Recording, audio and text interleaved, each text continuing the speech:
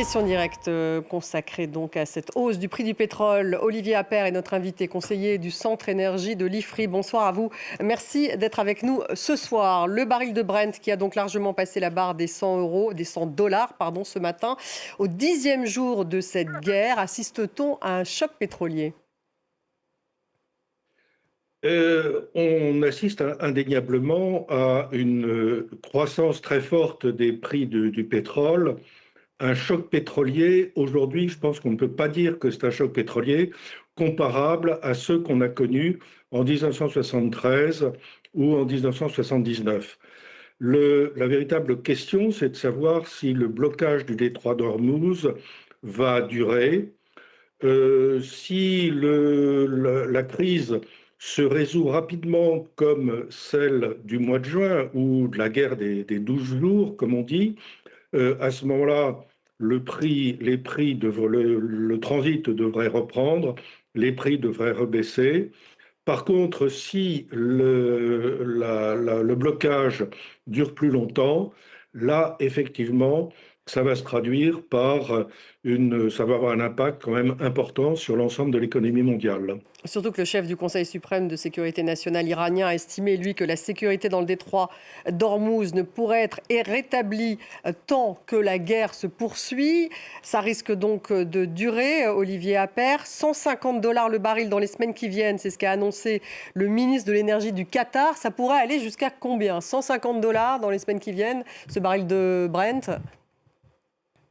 Personne ne peut donner d'indication sérieuse dans la mesure où personne n'a des idées précises sur l'issue du conflit.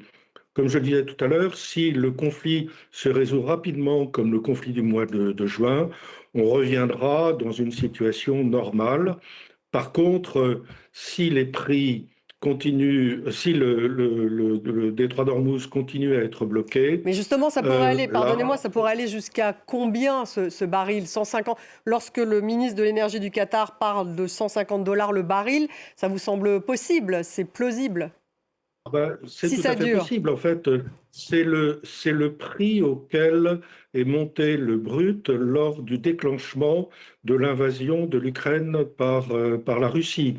Donc c'est effectivement possible, mais ça se traduira immédiatement par des crises économiques dans un certain nombre de pays. Je pense en particulier aux pays émergents ou aux pays en développement qui n'auront pas les moyens de se payer le pétrole et le gaz. N'oublions pas non plus le gaz.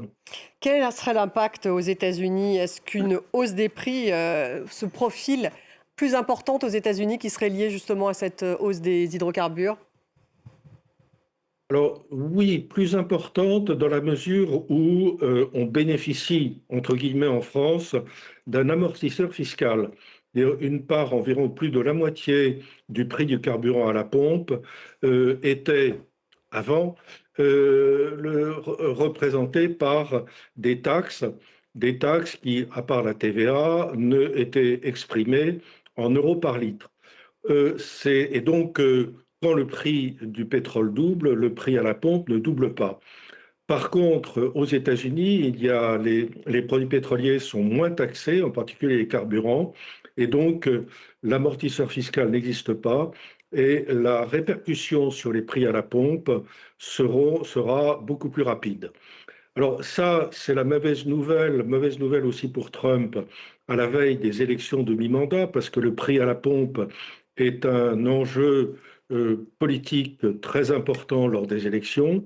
Par contre, c'est une bonne nouvelle pour l'industrie pétrolière, en particulier pour les producteurs d'hydrocarbures non conventionnels. À 60 dollars par baril, c'était le prix d'hier. Un certain nombre d'installations n'étaient plus rentables.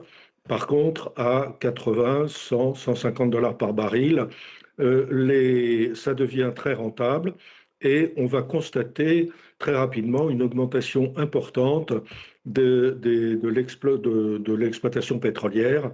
Drill, drill, drill, c'est ce qu'avait dit Trump. Et effectivement, ils vont forer et ça devrait se traduire d'ici 6 mois par une augmentation significative de la production pétrolière américaine. Merci beaucoup Olivier Appert, conseiller du Centre Énergie de l'IFRI. Merci d'avoir été avec nous ce soir.